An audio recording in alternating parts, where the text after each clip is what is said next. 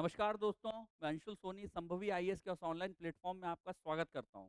दोस्तों, बहुत सी प्रतियोगी परीक्षाओं को ध्यान में रखते हुए जैसे एमपी कांस्टेबल की परीक्षा, एमपीपीएससी की परीक्षा, एमपीएसआई की परीक्षा और रेलवे की परीक्षाओं को देखते हुए हम अपने इस ऑनलाइन प्लेटफॉर्म में साइंस की एक सीरीज को चला रहे हैं, जिसमें हमने पिछली क्लासेस में सेल के कुछ ऑब्जेक्टिव क्वेश्चन को सॉल्व किया था। और आज हम जो न्यूट्रिशन वाला टॉपिक है, पोषण वाला टॉपिक होता है, उससे संबंधित कुछ ऑब्जेक्टिव्स को सॉल्व करने वाले हैं। ये ऑब्जेक्टिव्स हमने कार्बोहाइड्रेट, प्रोटीन और वसा पर फोकस किए हैं, और इसके बाद जो इसका पार्ट बी होगा, उसमें हम विटामिन और मिनरल से रिलेटेड कुछ ऑब्जेक्टिव को सॉल्व करेंगे। आज हम इसमें कार्बोहाइड्रेट, प्रोटीन और फैट से रिलेटेड क्वेश्चंस को सॉल्व करने वाले हैं। तो चलिए अपने सेगमेंट को शुरू करते हैं। हमारा पहला क्वेश्चन की तरफ हम आगे बढ़ते हैं। ये हमारा पहला क्वेश्चन है। हमारे आहार में ऊर्जा का मुख्य स्रोत क्या है? Main source of energy in our diet is option A protein, option B carbohydrate, option C वसा या फिर जिसे फैट कहते हैं, या तो ऑप्शन डी विटामिन। देखिए, यहाँ पर हमें एक शब्द को देखना होगा, हमें एक शब्द को पकड़ना होगा कि आखिरकार यहाँ पर क्वेश्चन में क्या मेंशन किया गया है। यहाँ पर आप ये देखिए कि यहाँ पर एक शब्द लिखा हुआ है जिसे कहा गया है मेन सोर्स। मुख्य स्रोत क्या है? तो यदि मेन सोर्स की बात की जाए तो हमारी डाइट में कार्बोहाइड्रेट एनर्जी देने के लिए मेन सोर्स के रूप में उपयोग होता है। लेकिन यदि प्रश्न में ऐसा लिखा होता कि सबसे ज्यादा एनर्जी किससे मिलती है, तब उसका आंसर फैट होता। क्योंकि यहां पर देखिए, ये इसका सही आंसर है कार्बोहाइड्रेट। कार्बोहाइड्रेट से हमें लगभग 4.2 किलो कैलोरी एनर्जी मिलती है। 1 ग्राम ग्लूकोज का जब पूरी तरह से ऑक्सीडेशन होता है, तो लगभग लगभग 4.2 किलो कैलोरी एनर्जी हमें मिलती है। वहीं यदि वसा की बात की जाए, फैट की बात की जाए, तो इससे लगभग लगभग 9.1 9.3 लगभग इससे किलो कैलोरी एनर्जी मिलती है। तो ज्यादा एनर्जी तो भले ही हमें इससे मिलती है, फैट से मिलती है, लेकिन फिर भी जो मुख्य सोर्स होता है डेली लाइफ में, हमारे भोजन में, हमारा शरीर एनर्जी को पाने के लिए जिसका उपयोग करता है, तो वो कार्बोहाइड्रेट का उपयोग करता है। डेली लाइफ में लगभग 50 से 75% ऊर्जा की पूर्ति इसी कार्बोहाइड्रेट से होती है। अब बात करते हैं प्रोटीन के बारे में कि आखिरकार ये क्या है। तो प्रोटीन हमारी बॉडी को बिल्ड करने का काम करता है, हमारे शरीर को निर्माण करने का काम करता है, और इसलिए इसे शरीर का निर्माण करने वाले के उपनाम से भी जाना जाता है। इसे शरीर का निर्माण करने वाला, शरीर का निर्माण करने वाला भी कहा जाता है। और विटामिन जो होते हैं, ये रोधी के रूप में काम करते हैं। रोधी का मतलब ये होता है कि यदि इनकी कमी से किसी तरह की कोई बीमारियां वगैरह हो सकती हैं, और हम बीमारी होने के पहले ही इनको अच्छी तरीके से खाते हैं, हम इनको अपनी डाइट में शामिल करते हैं, डाइट से हमें अच्छी खासी मात्रा में विटामिन वगैरह मिलते हैं, तो उन बीमारियों से बचा जा सकता है। तो इस तरीके से हमारे पहले क्वेश्चन का आंसर है ऑप्शन बी कार्बोहाइड्रेट। अब हम आगे बढ़ते हैं अपने अगले प्रश्न की तरफ। हमारा अगला प्रश्न है कि ग्लूकोज किसका उदाहरण है? बहुत अच्छा क्वेश्चन है ये। कार्बोहाइड्रेट को दरअसल 3 भागों में, 4 भागों में बांटा जाता है, जिनमें से ये पूरे नाम लिखे हुए इनके मोनोसेकेराइड, डायसेकेराइड, पॉलीसेकेराइड और ओलिगोसेकेराइड। इनमें से कार्बोहाइड्रेट का जो सिंपल फॉर्म होता है उसे हम कहते हैं मोनोसेकेराइड। ये इसे कहते हैं, सबसे सिंपल फॉर्म जो होता है उसे कहा जाता है मोनोसेकेराइड। और इसी मोनोसेकेराइड का एक एग्जाम्पल जो है वो ये ग्लूकोज है। ग्लूकोज इसी मोनोसेकेराइड का एक एग्जाम्पल है। इसका फॉर्मूला होता है C6H12O6। C6H12O6। ग्लूकोज के बारे में और कौन सी खास बातें होती हैं? तो ग्लूकोज के बारे में खास बातें होती हैं कि हमें इंस्टेंट एनर्जी देने के लिए, हमें इंस्टेंट एनर्जी देने के लिए ग्लूकोज का यूज़ किया जाता है। जो भी एथलीट वगैरह होते हैं, जो खिलाड़ी होते हैं, यदि उनको किसी भी तरह से तुरंत एनर्जी की ज़रूरत होती है, तो ऐसी कंडीशन में वो ग्लूकोज का यूज़ करते हैं। ये तत्काल ऊर्जा देने का काम करता है। और ये एक क्वेश्चन तो हमने ये देख ही लिया है कि ये मोनोसैकेराइड का एग्जाम्पल होता है।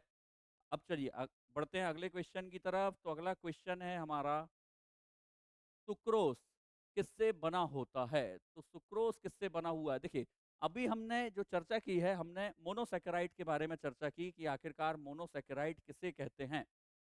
और मोनोसैकेराइड के बाद में उसी पर लिखा हुआ था, एक शब्द लिखा हुआ था डायसैकेराइड। और डायसैकेराइड का मतलब ये होता है कि मोनोसैकेराइड, दो टाइप के मोनोसैकेराइड आपस में मिलकर के जब एक नई शुगर को बनाते हैं, जब एक नए शर्करा को बनाते हैं, तो उसे कहा जाता है डायसैकेराइड। और सुक्रोज इसी तरह का एक डायसैकेराइड है। और वो किससे मिलकर के बनता है? ये मिलकर के बनता है ग्लूकोज और फ्रक्टोज से मिलकर के।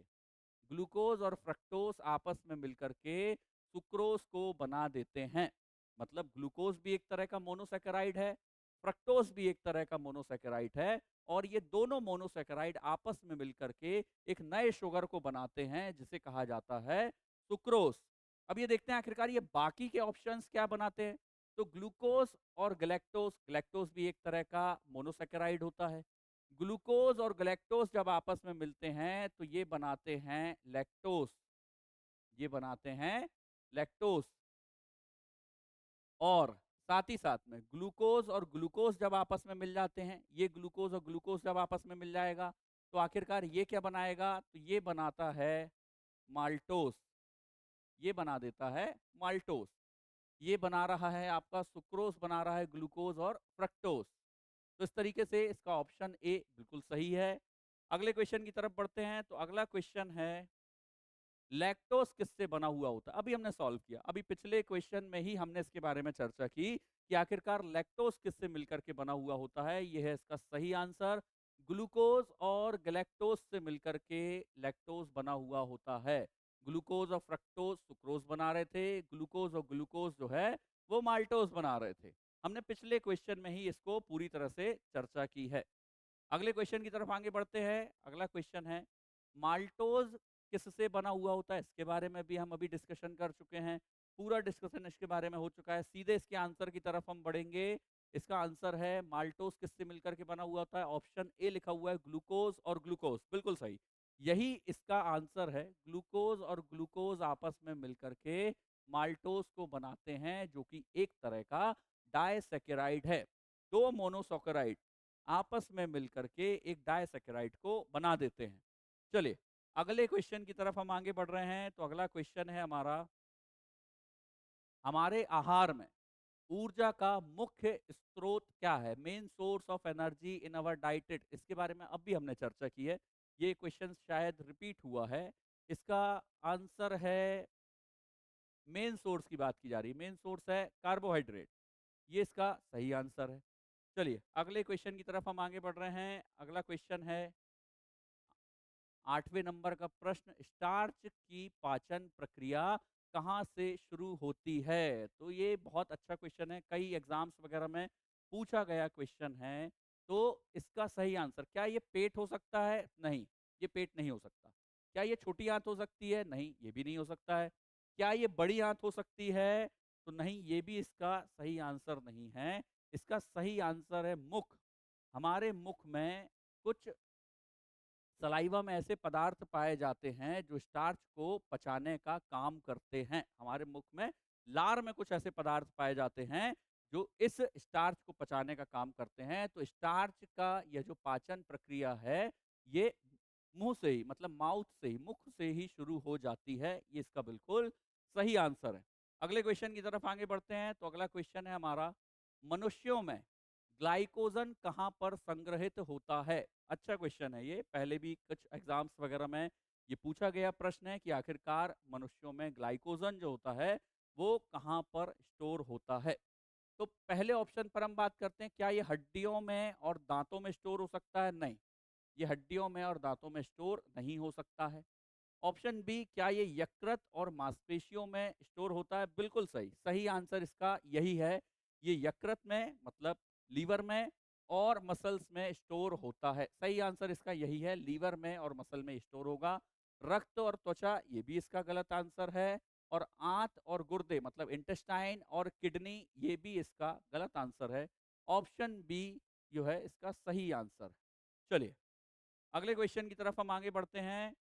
अगला क्वेश्चन है कि लैक्टोज का सामान्य नाम क्या है? बहुत बार पूछा गया प्रश्न, अलग-अलग एग्ज़ाम्स में कई बार ये पूछा गया है और इसका सही आंसर यदि देखा जाए तो इसका सही आंसर होता है दूध। दूध में जो शुगर पाया जाता है उसे कहते हैं लैक्टोस। और आपने एक शब्द सुना होगा, बहुत सारे लोग ऐसे होते हैं जो लैक्टोस इंटॉलरेंट होते हैं, मतलब दूध उन्हें नुकसान पहुंचाता है, वो दूध से बने हुए प्रोडक्ट को नहीं खाते हैं, चाहे दूध हो या फिर दूध से बना हुआ कोई भी प्रोडक्ट हो, वो उनको नुकसान पहुंचाएगा, तो ऐसे लोगों को लैक्टोस इंटॉलरेंट कहते हैं।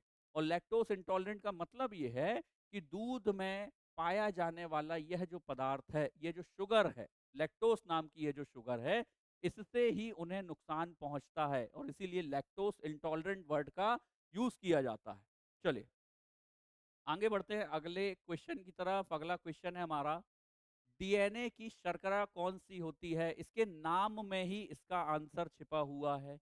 ये डीएनए, डीएनए का मतलब होता है, डीएनए का जब आप फुल फॉर्म देखेंगे तो डीएनए का फुल फॉर्म होता है डीऑक्सीराइबोस, है ना? डीऑक्सीराइबोस, डीऑक्सीराइबोस न्यूक्लिक एसिड, इसका फुल फॉर्म होता है डीऑक्सीराइबोस न्यूक्लिक एसिड और इसी में लिखा हुआ है डीऑक्सीराइबोस। तो डीएनए में जो शुगर पाई जाती है वो होती है डीऑक्सीराइबोस। डीएनए का फुल फॉर्म ही होता है डीऑक्सीराइबोस न्यूक्लिक और एसिड। तो ये डीऑक्सी को रिप्रेजेंट करता है, डीऑक्सीराइबोस को रिप्रेजेंट करता है, ये न्यूक्लिक को रिप्रेजेंट करता है और ये एसिड को रिप्रेजेंट करता है और इस तरीके से मिलकर के इसका पूरा नाम बनता है। चलिए अगले क्वेश्चन की तरफ हम आगे बढ़ते हैं। अगला क्वेश्चन है हमारा, आरएनए की शर्करा कौन सी होती है? बिल्कुल सेम उसी तरह का प्रश्न है जैसा प्रश्न अभी हमने पहले सॉल्व किया है। अभी हमने डीएनए से संबंधित प्रश्न को सॉल्व किया है और डीएनए के प्रश्न को सॉल्व करने के बाद अब ये आरएनए से संबंधित प्रश्न है। ये अपने आप से आप खुद ही अपने कॉमन सेंसेस को यूज करके इसको हल कर सकते हैं। जब डीऑक्सीराइबोस डीएनए के लिए यूज हो चुका है ना, और ऐसी कंडीशन में जब हम आरएनए के फुल फॉर्म की तरफ देखते हैं कि आखिरकार आरएनए का फुल फॉर्म क्या होता है, तो इसको कहते हैं राइबोस न्यूक्लिक एसिड। तो इसका सही आंसर है राइबोस। ऑप्शन ए इसका सही आंसर है। जब आप आरएनए के फुल फॉर्म को देखेंगे तो उसमें ही ये छिपा हुआ होता है, आरएनए का फुल फॉर्म देखते समय। अगले क्वेश्चन की तरफ हम आगे बढ़ते हैं। अगला क्वेश्चन है, इंसुलिन हार्मोन का मुख्य कार्य क्या है? देखिए, सबसे पहले तो हमें ये समझना होगा कि आखिरकार इंसुलिन है क्या और इंसुलिन कहाँ से रिलीज होता है। देखिए, इंसुलिन एक तरह का हार्मोन है। हमारी बॉडी में जो अग्नाशय पाया जाता है, देखिए, हमारी बॉडी में जो अग्नाशय पाया जाता है जिसे पैनक्रियास कहते हैं, उसमें एक खास तरह की कोशिकाएं पाई जाती हैं जिनको कहते हैं लैंगरहैंस की द्वीपिका। इनको कहते हैं लैंगरहैंस की द्वीपिका। और यह लैंगरहैंस की द्वीपिका से 3 तरह के हार्मोन रिलीज होते हैं। इसमें पाए जाने वाले अल्फा, बीटा और गामा सेल पाए जाते हैं। अल्फा, बीटा और गामा सेल पाए जाते हैं। अब ये जो बीटा सेल है, यही बीटा सेल इंसुलिन को रिलीज करने का काम करता है। यही बीटा सेल इंसुलिन को रिलीज करने का काम करता है। और यह इंसुलिन क्या करता है? इंसुलिन का काम यह है कि हमारी बॉडी में, हमारे ब्लड में ग्लूकोज को रेगुलेट करना। ग्लूकोज को रेगुलेट करने का मतलब यह है कि हमारी बॉडी में ग्लूकोज बढ़ने ना पाए, इसकी जिम्मेदारी इंसुलिन की होती है। अब यदि मान लीजिए इसमें किसी तरह की कोई खराबी आ गई, बीटा सेल में किसी तरह की कोई भी खराबी आ गई, तो ऐसी कंडीशन में वो इंसुलिन ठीक तरीके से रिलीज नहीं होता है और वो अपनी जिम्मेदारी ठीक तरीके से पूरी नहीं करता है और इसमें ब्लड में ग्लूकोज की मात्रा जो है वो लगातार बढ़ती जाती है और उसे ही डायबिटीज की बीमारी कहा जाता है। तो इसलिए ऑप्शन, अब हम इस क्वेश्चन को देखेंगे, इंसुलिन हार्मोन का मुख्य कार्य क्या है? तो देखिए, ये यहाँ पर ये ऑप्शन ए लिखा हुआ है रक्तचाप का नियंत्रण, तो नहीं, ये बिल्कुल भी नहीं हो सकता है, ब्लड प्रेशर से इसका संबंध नहीं है। ऑप्शन सी लिखा हुआ है पाचन क्रिया, डाइजेशन, क्या इसका संबंध इससे है? नहीं, इससे भी इसका संबंध नहीं है। हड्डी का निर्माण, इससे भी इसका संबंध नहीं है। ये ऑप्शन बी लिखा हुआ है, रक्त शर्करा का नियंत्रण, मतलब कंट्रोल ऑफ ब्लड शुगर, यही इसका सही आंसर है। ऑप्शन बी सही है। चलिए, अगले क्वेश्चन की तरफ हम आगे बढ़ते हैं। अगला क्वेश्चन है कि अतिरिक्त कार्बोहाइड्रेट मानव शरीर में किस रूप में संग्रहित होता है? प्रश्न लिखा हुआ है, अतिरिक्त कार्बोहाइड्रेट मानव शरीर में किस रूप में संग्रहित होता है? तो जो एक्स्ट्रा कार्बोहाइड्रेट होता है वो ग्लाइकोजन के रूप में संग्रहित होता है। अतिरिक्त जो भी कार्बोहाइड्रेट होगा वो ग्लाइकोजन के रूप में संग्रहित होगा। अब ये प्रोटीन के रूप में तो हो ही नहीं सकता, ये कॉमन सेंस है। खनिज के रूप में भी नहीं हो सकता है। और फैट, ये तो अलग कैटेगरी है बिल्कुल। यही एक ऑप्शन प्रश्न के हिसाब से है जिसमें कार्बोहाइड्रेट जो है अतिरिक्त रूप से स्टोर हो सकता है। ठीक है।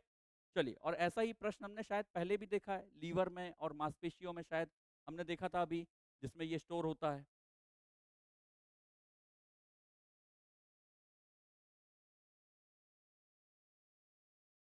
ये देखिए, मनुष्यों में ग्लाइकोजन कहाँ पर स्टोर होता है? यकृत में और मांसपेशियों में स्टोर होता है। ये हमने अभी बीच में अभी इसको सॉल्व किया था। हम बढ़ रहे हैं अगले क्वेश्चन की तरफ। क्वेश्चन नंबर है 14, और ये प्रश्न ये कह रहा है कि सेल्यूलोज किस प्रकार का कार्बोहाइड्रेट है? हम मोनोसेकेराइड के बारे में चर्चा कर चुके हैं, हम डाइसेकेराइड के बारे में चर्चा कर चुके हैं। ठीक इसी तरह से एक और कार्बोहाइड्रेट का प्रकार होता है जिसे कहा जाता है पॉलीसेकेराइड, जहां पर बहुत सारे मोनोसेकेराइड आपस में मिलकर के एक नए शुगर को बनाते हैं, एक नया पदार्थ बना लेते हैं। तो उसे सेल्यूलोज भी उसी का एक टाइप है। सेल्यूलोज भी उसी का एक टाइप है। ये सेल्यूलोज जो है ये एग्जाम्पल है पॉलीसेकेराइड का। और सेल्यूलोज के बारे में पिछली क्लास में भी हम चर्चा कर चुके हैं कि आखिरकार सेल्यूलोज क्या होता है। तो पूरी प्रकृति में सबसे ज्यादा मात्रा में पाया जाने वाला कार्बनिक पदार्थ, कार्बनिक पदार्थ मतलब सबसे ज्यादा ऑर्गेनिक रूप में पाया जाने वाला जो पदार्थ होता है वो सेल्यूलोज ही होता है। सेल्यूलोज से संबंधित और कितने फैक्ट्स के बारे में हमने देखा था? तो कपास में ये पाया जाता है। ठीक है। जानवरों में जो पाचन होता है वो सेल्यूलोज का पाचन होता है। चलिए, अब हम आगे बढ़ते हैं अगले क्वेश्चन की तरफ। अगला क्वेश्चन है हमारा, मनुष्य मनुष्य सेल्यूलोज को क्यों नहीं पचा सकता? अच्छा क्वेश्चन है ये। आखिरकार ह्यूमन जो होते हैं, मतलब जो इंसान होते हैं, आखिरकार वो सेल्यूलोज को क्यों नहीं पचा सकते? सेल्यूलोज को पचाने के लिए खास तरह के एंजाइम की जरूरत होती है, जिसे कहते हैं सेल्यूलेस। और ह्यूमंस में यह एंजाइम नहीं पाया जाता है। इसी वजह से जो मनुष्य होते हैं वो सेल्यूलोज को नहीं पचा पाते हैं। और इसका आंसर देखते हैं। अब ये ऑप्शन कहाँ पर लिखा हुआ है? ये लिखा हुआ है ऑप्शन सी में, क्योंकि मानव में सेल्यूलेज एंजाइम नहीं होता है। और इसी वजह से जो है ह्यूमंस जो होते हैं वो सेल्यूलोज को नहीं पचा पाते हैं। ऑप्शन सी जो है इसका सही आंसर है। ऑप्शन ए गलत है। ऑप्शन ए नहीं हो सकता है। इसके में लिखा हुआ है सेल्यूलोज में नाइट्रोजन होता है, नहीं, ऐसा कुछ नहीं है। सेल्यूलोज में प्रोटीन होता है, ये भी इससे संबंधित नहीं है कि आखिरकार डाइजेशन क्यों नहीं हो सकता।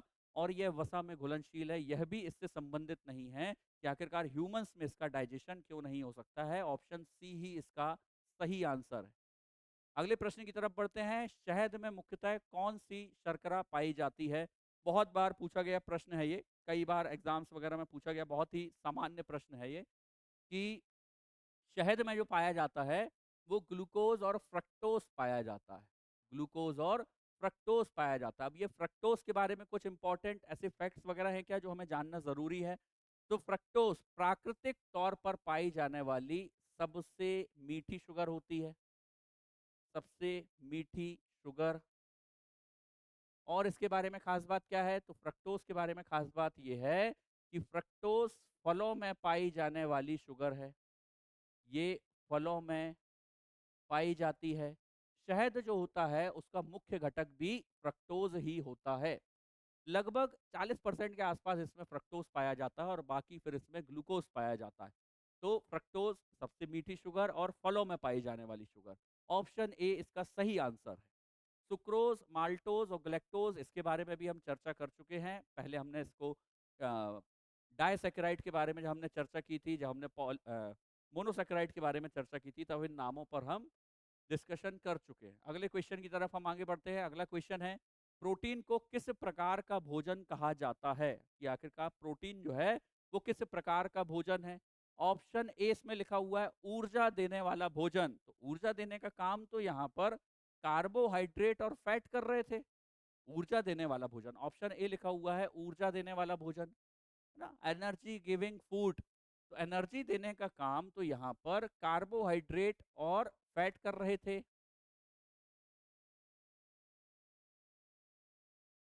कार्बोहाइड्रेट और फैट। दूसरा लिखा हुआ है शरीर बनाने वाला, ये बिल्कुल सही है। शरीर बनाने वाला भोजन, ये हमने अभी क्लास में पहले भी डिस्कस किया। बॉडी बिल्डिंग फूड, है ना, इसका काम होता है to build body.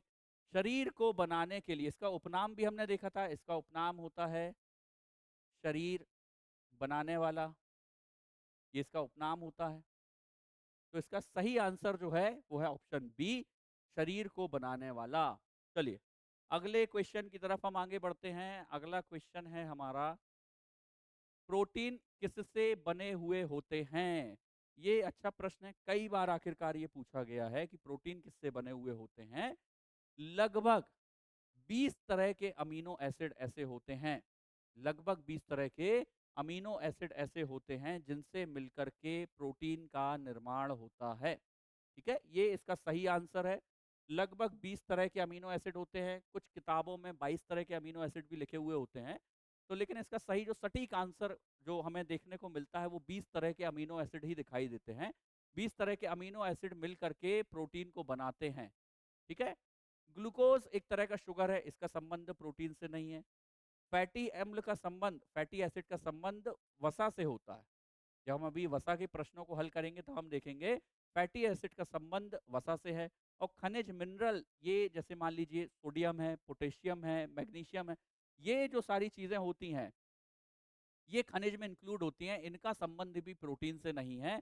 Amino acid से ही इसका संबंध प्रोटीन से है। अमीनो एसिड, लगभग 20 प्रकार के अमीनो एसिड से मिलकर के प्रोटीन बनता है। अगले प्रश्न की तरफ हम आगे बढ़ते हैं। अगला प्रश्न है, कैसीन प्रोटीन कहाँ पर पाया जाता है? कैसीन प्रोटीन कहाँ पर पाया जाएगा? तो कैसीन प्रोटीन क्या अंडे में पाया जाता है? नहीं, अंडे में कैसीन प्रोटीन नहीं पाया जाता है। गेहूं में पाया जाता है, इसमें भी नहीं पाया जाता है। सही आंसर है दूध। दूध में ही कैसीन प्रोटीन पाया जाता है। अब यहाँ पर दो प्रश्न ऐसे हैं जो यहाँ पर डाउट क्रिएट करते हैं कि आखिरकार दूध में पाया जाने वाला प्रोटीन कौन सा है। तो यदि दूध में पाए जाने वाले प्रोटीन को पूछा जाए तो कैसीन इसका सही आंसर होगा। लेकिन दूध में पाई जाने वाली यदि शुगर को पूछा जाए कि दूध में कौन सी शुगर पाई जाती है, तो ऐसी कंडीशन में इसका आंसर होगा लैक्टोस। इसका आंसर होगा लैक्टोस। दोनों फैक्ट्स को हमें याद रखना है। शुगर के बारे में यदि पूछ रहा है तो फिर लैक्टोस होगा। प्रोटीन के बारे में यदि वो पूछ रहा है तो कैसीन प्रोटीन पाई जाती है। अगले क्वेश्चन की तरफ हम आगे बढ़ते हैं। अगला क्वेश्चन है, ग्लूटेन प्रोटीन किसमें पाया जाता है? ग्लूटेन प्रोटीन पाया जाता है गेहूं में। बहुत ही सामान्य प्रश्न है ये, गेहूं में पाया जाता है एक प्रोटीन। ऐसा मानते हैं कि यदि यह प्रोटीन गेहूं में अच्छी खासी मात्रा में होता है तो गेहूं कड़ा होता है, और यदि ये प्रोटीन गेहूं में कम मात्रा में पाया जाता है तो गेहूं मुलायम होता है। ऑप्शन इसका सही है, ऑप्शन बी, गेहूं में पाया जाता है। चलिए अगले प्रश्न की तरफ हम आगे बढ़ेंगे। अगला प्रश्न है हमारा, कैराटिन प्रोटीन कहाँ पर पाया जाता है? बहुत बार पूछा गया प्रश्न है ये, अलग अलग कंपटीशन एग्जाम में इसको पूछा गया। बहुत ही सामान्य सा प्रश्न भी है ये। हमारे शरीर में जो भी बाल बनते हैं, जो भी नाखून बनते हैं, वो सब कुछ कैराटिन प्रोटीन से मिलकर के बनते हैं। तो कैराटिन प्रोटीन कहाँ पर पाया जाता है? तो इसका सही आंसर है बाल और नाखून, हेयर एंड नेल्स जो होते हैं वो कैरोटीन से मिलकर के बनते हैं। ऑप्शन ए इसका सही आंसर है। चलिए, पेट में प्रोटीन पाचन मुख्य एंजाइम कौन सा है? Main enzyme for protein digestion is stomach is. देखिए, ये बड़ा ही अच्छे प्रश्न है। अभी इससे रिलेटेड एक और प्रश्न हमको आगे स्लाइड में देखने को मिलेगा कि आखिरकार छोटी आंत में प्रोटीन का पाचन कौन करता है। तो दोनों चीज़ों के नाम हमको बहुत अच्छे से याद रखने हैं। अभी हम बात कर रहे हैं पेट के बारे में, मतलब स्टमक के बारे में, कि स्टमक में प्रोटीन का पाचन कौन करता है। तो स्टमक में प्रोटीन का पाचन करता है पेप्सिन। स्टमक में प्रोटीन का पाचन करता है पेप्सिन। और यदि पूछा जाए कि छोटी आंत में कौन करेगा, तो छोटी आंत में करेगा ट्रिप्सिन। छोटी आंत में करता है ट्रिप्सिन। ये लाइपेज लिखा हुआ है, तो लाइपेज जो है वो वसा का पाचन करने के लिए जरूरी होता है। जो फैट होते हैं उनके पाचन को करने के लिए जरूरी है इसका संबंध। और एमाइलेज जो है वो स्टार्च के पाचन से संबंधित होता है। तो इसलिए ऑप्शन ए पेप्सिन जो है ये इसका सही आंसर है। चलिए अगले क्वेश्चन की तरफ हम बढ़ते हैं। अगला क्वेश्चन है हमारा, छोटी आंत में प्रोटीन का पाचन का मुख्य एंजाइम कौन सा। अब भी हमने इसके बारे में डिस्कस किया, बिल्कुल अभी पिछले क्वेश्चन में ही हमने इसके बारे में डिस्कस किया है कि यदि पेट में पूछा जाए प्रोटीन का पाचन, तो फिर इसका आंसर आएगा पेप्सिन। लेकिन यदि मान लीजिए छोटी आंत में पूछा जाता है, यदि मान लीजिए ये स्मॉल इंटेस्टाइन में पूछ रहा है कि स्मॉल इंटेस्टाइन में प्रोटीन का पाचन, प्रोटीन का डाइजेशन कैसे होता है, तो इसका आंसर होगा ट्रिप्सिन। ट्रिप्सिन इसका सही आंसर होगा। लाइपेज के बारे में भी हमने चर्चा कर ली है। लाइपेज वसा के पाचन से संबंधित है और एमाइलेज का संबंध स्टार्च के पाचन से होता है। चलिए आगे बढ़ते हैं हम अगले क्वेश्चन की तरफ। अगला क्वेश्चन है, प्रोटीन की कमी से बच्चों में कौन सा रोग होता है। अरे ये जो प्रश्न है ना, ये कई बार पूछे गए प्रश्न हैं और ये दोनों ही रोग बच्चों में पाए जाते हैं प्रोटीन की कमी से। प्रोटीन की कमी से ये दोनों ही रोग पाए जाते हैं, जिसको कहते हैं क्वाशियोरकर और मेरास्मस। मेरास्मस में होता ये है कि बच्चों की मांसपेशियां कमजोर हो जाती हैं, ढीली हो जाती हैं, शरीर बिल्कुल दुबला पतला हो जाता है। क्वाशियोरकर में भी ऐसे ही कुछ लक्षण दिखाई देते हैं, लेकिन पेट बहुत बाहर की तरफ निकल आता है, शरीर में सूजन दिखाई देती है। तो ये दोनों ही बीमारियां जो हैं वो प्रोटीन की कमी से होती है। यदि बच्चों को प्रोटीन अच्छी खासी मात्रा में मिले तो इन बीमारियों से बचा जा सकता है। चलिए, तो इसका सही आंसर है ऑप्शन सी, दोनों, बोथ। ऑप्शन ए और ऑप्शन बी दोनों को इंक्लूड कर लिया जाएगा। सही आंसर होगा ऑप्शन सी। अगले प्रश्न की तरफ हम आगे बढ़ते हैं। अगला प्रश्न है, प्रोटीन की कमी से बच्चों में कौन सा रोग होता है। ये सेम क्वेश्चन है, वही क्वेश्चन है, ये रिपीट हो गया है ये, कि प्रोटीन की कमी से दोनों इसका आंसर आएगा। बिल्कुल सही, ये भी और ये भी। चलिए अगला क्वेश्चन है, प्रोटीन की अधिकता से कौन सा अंग प्रभावित होता है। देखिए अच्छा प्रश्न है ये कि प्रोटीन की यदि अधिकता हो जाए तो फिर क्या होगा। मतलब यदि हमारी बॉडी को प्रोटीन ज्यादा मिलने लगे तो ऐसी कंडीशन में हमारी बॉडी का ऐसा कौन सा ऑर्गन है जिसमें इफेक्ट आने लगेगा, जो प्रभावित होने लगेगा। तो देखिए, क्या इससे हृदय प्रभावित हो सकता है। क्या इससे हृदय प्रभावित हो सकता है। नहीं, हृदय का संबंध इससे नहीं है। फेफड़े रेस्पिरेशन में यूज होते हैं, इनका संबंध भी इससे नहीं है। त्वचा का संबंध भी इससे नहीं है, बिल्कुल नहीं। गुर्दा, मतलब जिसे हम कहते हैं किडनी, इसका सही आंसर है, क्योंकि किडनी से हमारी बॉडी में बनने वाले नाइट्रोजनी अपशिष्ट पदार्थ जो होते हैं वो बाहर निकाले जाते हैं, उनका फिल्टर किया जाता है। और ऐसे में यह प्रोसेस जो है वो थोड़ी सी प्रभावित होने लगती है यदि प्रोटीन ज्यादा बनने लगे। तो ऐसी कंडीशन में किडनी पर प्रभाव पड़ेगा प्रोटीन के ज्यादा बनने से। यदि हम प्रोटीन को ज्यादा लेते हैं, प्रोटीन की अधिकता होती है, तो किडनी प्रभावित होगी। अगले प्रश्न की तरफ हम आगे बढ़ते हैं। इसका सही आंसर ऑप्शन बी है।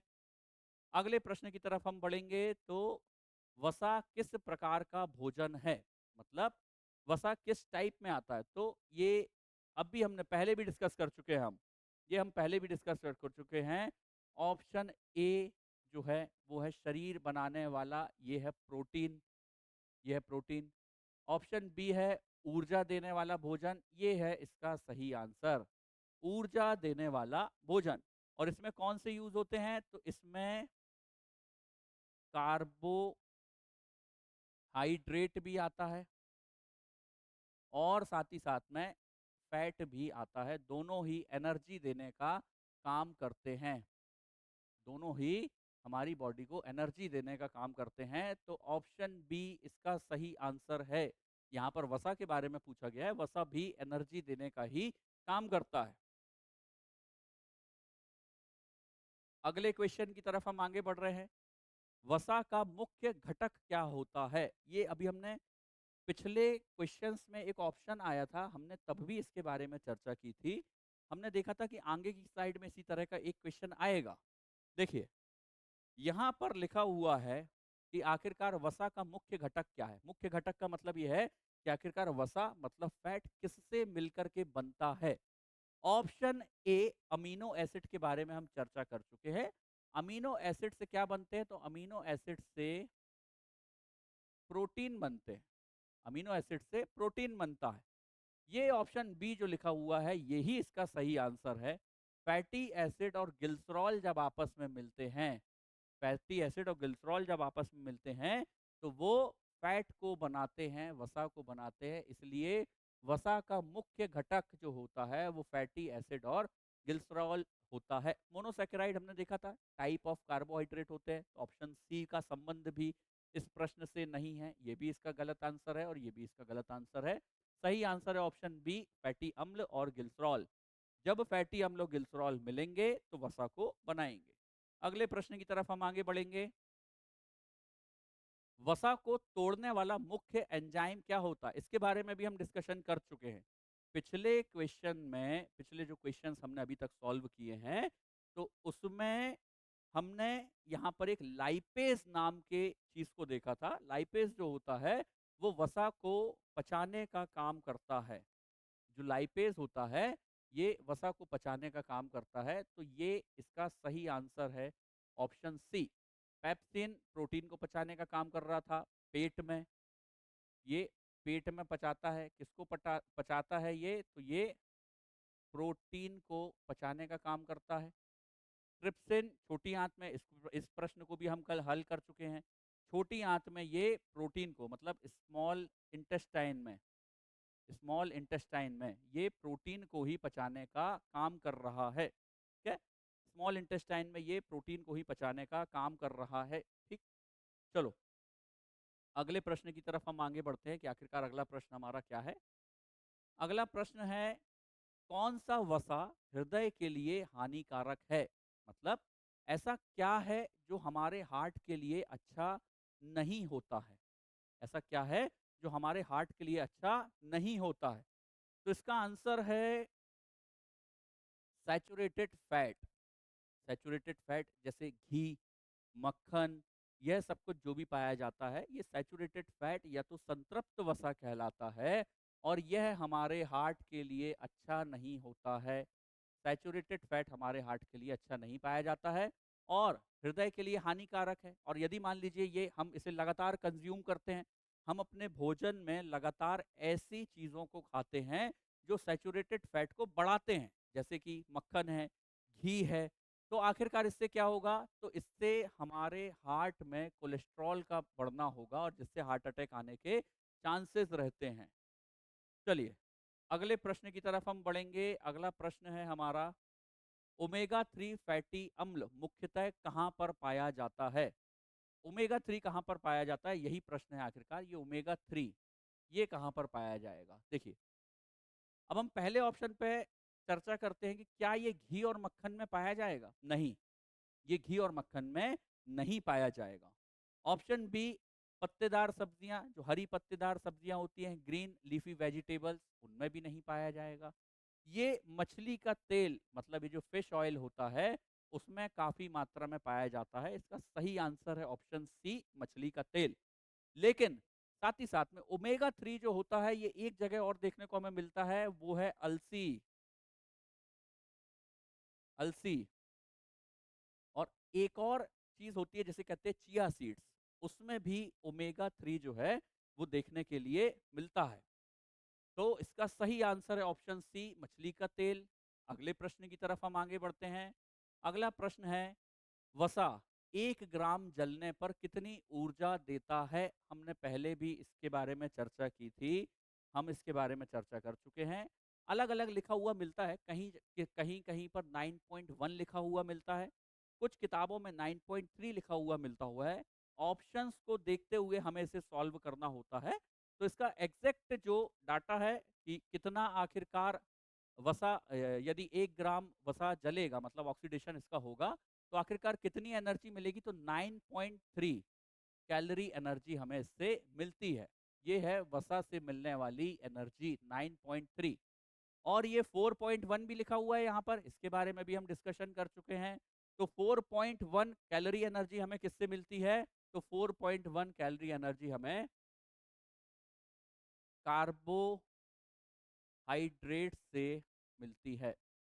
कार्बोहाइड्रेट से 4.1 और कहीं-कहीं 4.2 भी लिखा हुआ होता है। 4.1, 4.2 जैसा प्रश्न आएगा तो प्रश्न को देखते हुए आपको इसे हल करना है।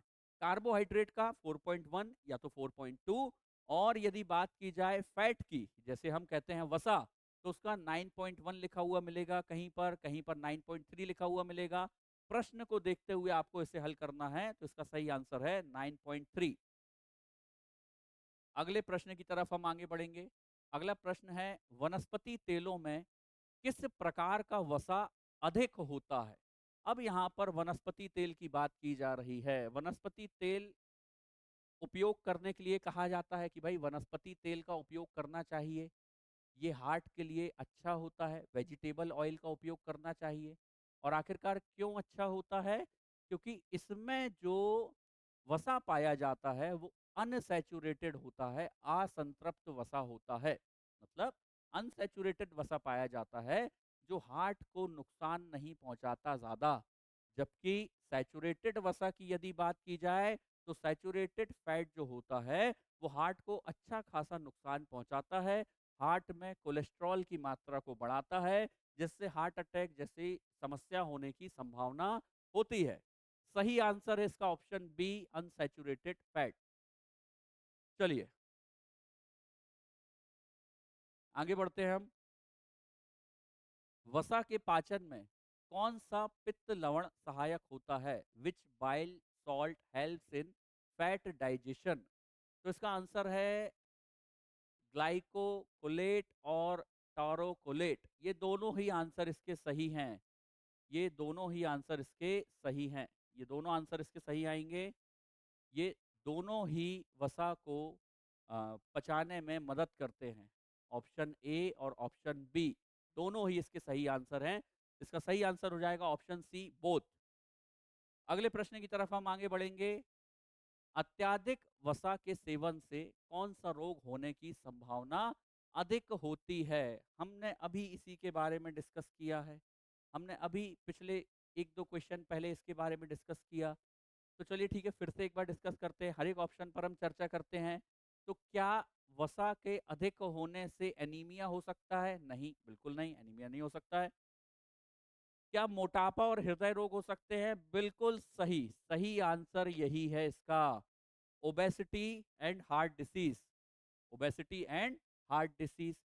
यदि मान लीजिए हम अपने भोजन में, हम अपने फूड में ज्यादा मात्रा में फैट को कंज्यूम करते हैं तो ऐसी कंडीशन में ओबेसिटी हो सकती है और हार्ट डिसीज हो सकती है। ये लिखा हुआ है, ऑप्शन सी लिखा हुआ है, रातांधता मतलब नाइट ब्लाइंडनेस, इसका संबंध इससे नहीं है, इसका संबंध विटामिन ए से है। और ये लिखा हुआ है स्कर्वी, इसका संबंध विटामिन सी से है। ये विटामिन सी से संबंधित है। ये जो है ये विटामिन ए से संबंधित है। तो इसलिए इसका सही आंसर, प्रश्न को यदि देखा जाए तो प्रश्न का सही आंसर है ऑप्शन बी, मोटापा और हृदय रोग। अगले प्रश्न की तरफ हम बढ़ते हैं। अगला प्रश्न क्या कह रहा है? अगला प्रश्न है कि कार्बोहाइड्रेट का 1 ग्राम शरीर को कितनी ऊर्जा देता है? फिर से आ गया ये प्रश्न, रिपीट क्वेश्चन है ये, है ना? ये है कार्बोहाइड्रेट का 1 ग्राम शरीर को कितनी ऊर्जा देता है। अच्छा हाँ, हमने पिछले क्वेश्चन में फैट के कंजम्पशन को देखा था, तब हमने देखा था 9.3। ये हमने देखा था 9.3, इसका संबंध था फैट से। लेकिन यहाँ पर प्रश्न में पूछा गया है कार्बोहाइड्रेट, और कार्बोहाइड्रेट में होता है 4.1 कैलोरी। ये इसके बारे में भी हम चर्चा कर चुके हैं। ये न्यूट्रिशन वाला टॉपिक जो इसकी खास बात ये होती है जब हम इसके ऑब्जेक्टिव सॉल्व करते हैं और ऑब्जेक्टिव में हर एक ऑप्शन पर जब हम चर्चा करते हैं तो ज़्यादातर प्रश्न अपने आप सॉल्व होते जाते हैं। आगे के जितने भी प्रश्न हैं, उनमें से बहुत से जो फैक्ट हैं, हम ऑलरेडी पहले इनके बारे में चर्चा कर चुके हैं। ऑब्जेक्टिव क्वेश्चन को सॉल्व करने का सबसे अच्छा फ़ायदा ही यही होता है कि यदि हम हर एक ऑप्शन पर चर्चा करें, तो आगे के प्रश्नों में हमें सरलता मिलती जाती है, ईज़ी होते जाते हैं सभी प्रश्न। चलिए, अगले प्रश्न की तरफ हम आगे बढ़ रहे हैं। अगला प्रश्न क्या है? स्टार्च को माल्टोज़ में बदलने वाला एंजाइम कौन-सा है? ये देखिए, अब यदि देखिए, आप इसको समझिए, हमने इसमें जितने भी ऑप्शन दिए हुए हैं, हम हर एक ऑप्शन को पहले चर्चा कर चुके हैं। हमने हर एक ऑप्शन के बारे में पहले के क्वेश्चन में कुछ ना कुछ डिस्कशन किया है। अब देखिए, यदि आपको इसका आंसर ना भी पता हो, तो भी आप पहले के किए हुए डिस्कशन से इसके मैक्सिमम ऑप्शंस को एलिमिनेट कर सकते हैं और सही आंसर तक आप पहुंच सकते हैं। जैसे ये देखिए, यहाँ पर इसमें लिखा हुआ है लाइपेस, तो हमें पता है लाइपेस वसा का पाचन करता है, मतलब लाइपेस जो होता है वो फैट का पाचन करता है। पेप्सिन, पेप्सिन के बारे में अभी हमने इसी सेशन में हमने चर्चा की कि ये प्रोटीन को पचाने का काम करता है, ये प्रोटीन को पचाने का काम करता है। ट्रिप्सिन, यह भी प्रोटीन को पचाने का काम करता है, यह भी प्रोटीन को पचाने का काम करता है। ये करता है पेट में, स्टमक में, और ये करता है स्मॉल इंटेस्टाइन में, ये करता है स्मॉल इंटेस्टाइन में, ठीक है? ये करेगा स्मॉल इंटेस्टाइन में। तो बचा ऑप्शन कौन-सा? ऑप्शन बच रहा है ऑप्शन बी, एमाइलेज। एमाइलेज जो होता है, वो स्टार्च को माल्टोज़ में बदलने का काम करता है। ऑप्शन बी इसका सही आंसर है। चलिए, अगले प्रश्न को हम पढ़ते हैं। अगला प्रश्न है हमारा, रक्त में ऑक्सीजन ले जाने वाला प्रोटीन कौन-सा? बहुत ही सरल सा प्रश्न। मतलब मुझे ऐसा लगता है कि इसके लिए तो ऑप्शन को भी नहीं देखना चाहिए। इतना सरल प्रश्न है और हम अपनी डेली लाइफ में भी इसके बारे में बहुत चर्चा करते हैं। हीमोग्लोबिन इसका सही आंसर है। हमारे जो ब्लड होता है, उसमें हीमोग्लोबिन पाया जाता है, जिसमें हीम नाम का रंजक पाया जाता है और ग्लोबिन नाम का प्रोटीन पाया जाता है। इसकी खास बात ये होती है कि ये हमारे पूरे ब्लड में ऑक्सीजन को फ्लो करवाने का काम करता है। ये पूरे ब्लड में ऑक्सीजन को फ्लो कराने का काम करेगा, इसलिए ऑप्शन ए इसका बिल्कुल सही है। और इसी की वजह से ब्लड का जो कलर होता है वो लाल होता है। ये हीमोग्लोबिन जो है, इसी की वजह से ब्लड का कलर कैसा होता है? रेड होता है। चलिए, और इसके बारे में कोई फैक्ट है क्या? तो हीमोग्लोबिन कहाँ पर पाया जाता है? हीमोग्लोबिन ब्लड के आरबीसी में पाया जाता है। आरबीसी का मतलब होता है लाल रक्त कणिकाएं, या तो रेड ब्लड कॉर्पस्कल, ठीक है? आरबीसी में ये पाया जाता है। चलिए, अगले क्वेश्चन को हम देखते हैं। अगला क्वेश्चन क्या है? अगला प्रश्न है, मांसपेशियों में ऑक्सीजन भंडारण करने वाला प्रोटीन कौन सा है? इस प्रश्न पे देखा जाए तो सही आंसर है इसका मायोग्लोबिन। आप इसको इस तरीके से याद कर सकते हैं, मांसपेशियों में भी मां से ये शुरू होता है, मायोग्लोबिन भी मां से शुरू होता है। ये याद करने का एक तरीका हो सकता है, शॉर्ट ट्रिक हो सकती है, जिसकी मदद से आप इसको आसानी से याद कर सकते हैं। सही आंसर है इसका मायोग्लोबिन, और यह जो बाकी के ऑप्शंस लिखे हुए हैं, ये इसका सही आंसर नहीं है। चलिए, आगे बढ़ते हैं हम। शरीर में वसा का मुख्य कार्य क्या है? शरीर में वसा का मुख्य कार्य, ये फिर से देखिए वही उसी तरह के कॉन्सेप्ट पर बेसिस हैं ये क्वेश्चन। ऊर्जा का भंडारण करना, यही इसका आंसर है, और बाकी के जो ऑप्शंस हैं वो उतने ज़्यादा रिलेवेंट नहीं हैं। जैसे कि बाकी के ऑप्शंस में लिखा हुआ है, हड्डियों को मजबूती देना, रक्त का निर्माण करना मतलब फॉर्मेशन ऑफ ब्लड, स्नायु सिग्नल मतलब नर्व सिग्नलिंग, ये उतने ज़्यादा रिलेवेंट नहीं लग रहे हैं प्रश्न के हिसाब से। प्रश्न के हिसाब से जो सबसे सही है वो है ऊर्जा का भंडारण करना। ऊर्जा के भंडारण करने का काम जो होता है वो फैट का होता है या तो वसा का होता है। अगले प्रश्न की तरफ हम आगे बढ़ते हैं। अगला प्रश्न क्या है? तो अगला प्रश्न है, वसा में घुलनशील विटामिन कौन से हैं? बड़ा अच्छा प्रश्न है ये बहुत अच्छा प्रश्न है। विटामिन जो होते हैं उनको कैपिटल लेटर में बांटा जाता है, कैपिटल लेटर के हिसाब से इनको बांटा जाता है।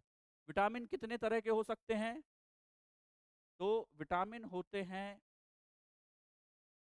विटामिन होता है ए, बी, सी। बी जो होता है पूरा क्या बोलते हैं, एक बहुत बहुत सारे विटामिन का समूह होता है।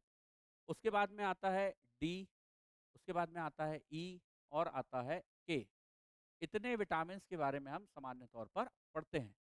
अब इनमें से यह जो दो विटामिन लिखे हुए हैं बी और सी, इनकी सबसे खास बात यह होती है कि विटामिन बी और विटामिन सी जल में घुलनशील होते हैं।